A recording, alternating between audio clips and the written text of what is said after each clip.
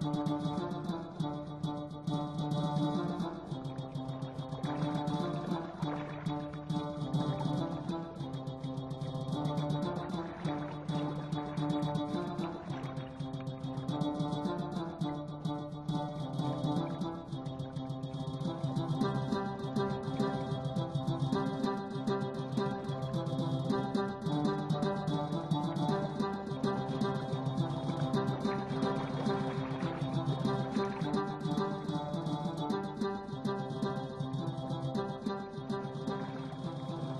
everybody, this is Color Medicine. This is a video response to exoticlass, and basically her video was talking about growing up without a father. I was deeply touched by this video. She was speaking, from her heart, and I was quite impressed by that, and I felt that I should make a response with this video. Thank you for making this kind of sharing about your experience.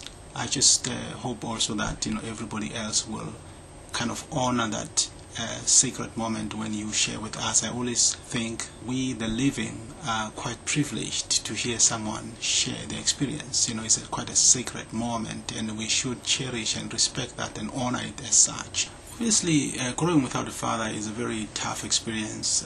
I also grew up without my biological father, so that wasn't easy. However, in my case, I did have, other fathers that, were there for me. So that kind of gave me a different perspective about what it feels to, grow without a father. In your case, there's two cases. You have someone who grows. There's a question of the father absence, whereby the father is not there. The kid does not know about the father, never seen the father, that sort of stuff. Or doesn't have the memory of the father. And you have another case where the father is there, but maybe not as much, So the kid has seen the father, knows the father, has the memory of the father. And in your case, you have seen him, you've talked to him, you grew up with him. You spent some few years. So in your case, you do have the memories, you do have the experience of him, even though, of course, he wasn't living at home at a certain age, of your life. He was of Irish descent, and I don't think life is easy for people of Irish descent, particularly those that don't subscribe to the whole question of racial classification that exists in society. It seems to me that your father was like a world citizen. He doesn't have any barriers among races. He considers to be a member of the human race. As you pointed out, he consults with people of different cultures. Doesn't have any hang-ups about that. And maybe I should also say that as to whether he was a womanizer or a sex addict, I would not really approach it that way, because you will never know why he, for example, left the home. You'll never know that unless somebody else tells you. But if he was spending a lot of time with other women, we will never know why. I can look at it superficially and say that, well, he's womanizing, but really we don't know. Like, some people come on this planet and they have a mission, they have a goal, and they live according to that goal. We don't know why. They touch people's lives, they change people's lives. We don't know why. So I would reserve judgment in terms of using those labels like sex addict or womanizer or anything like that. You made the comment that watching a program where a psychologist was talking to another woman who had this attachment towards pets, and it turned out that she had also grown without a father, and the psychologist said that she was attached to the pets as a result of substituting for what she didn't have when she was a kid, and that was a father figure. I don't quite believe that, because number one, psychologists are not experts in social relations, in social groups. Psychologists are experts in the mind and how the mind works, in mental processes. People who are experts in how people live in societies and social groups and how this impacts them are sociologists. Sociologists are the experts when it comes to social behavior. right? So that's one point.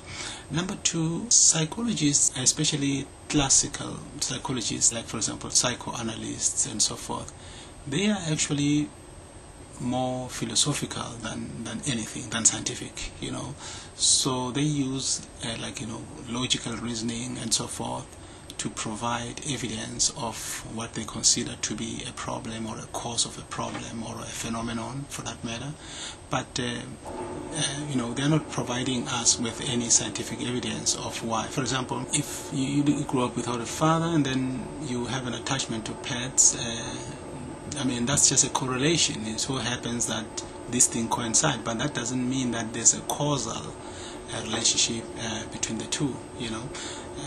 For example, you can find plants that look very much similar, but actually they are not related at all. They look very much alike, but they are structurally and functionally different, and they don't belong to the same class. So the fact that things coincide or look the same doesn't mean that they are related.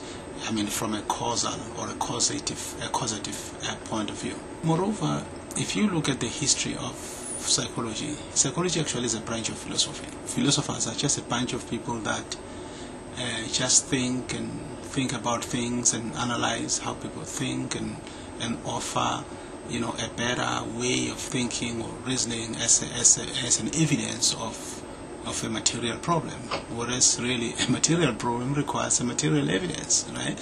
So I wouldn't really say that your attachments with pets has to do with your father figure, situation. There are a lot of people, veterinarians, for example, are very much attached to animals. Doesn't mean that veterinarians have a father figure problem, that sort of stuff. So I wanted to kind of discount that aspect. Now, of course, I know that psychology is changing now, meaning that they are kind of becoming more and more scientific these days, but their domain really is how the mind works, how people perceive things, as opposed to how people are affected by living in a particular society or in a particular family, that sort of stuff. That's really not their expertise, so they cannot speak authoritatively on that account. You mentioned that he was a nice guy, but you always found it weird to talk about him being a nice guy, and I can understand that, because you're in an environment that doesn't give him credit for the good things that he does. You only hear about the negative things that he does. And growing up in that environment, it's a little bit hard for you to give an objective opinion of him. Even when you feel that there's some nice thing that he does, it's a little bit uncomfortable or difficult to talk about those things. It's not your fault. You grew up in an environment, there's really not much you can do about that. Naming your sibling, you have a sibling after you, I don't see that as a negative thing.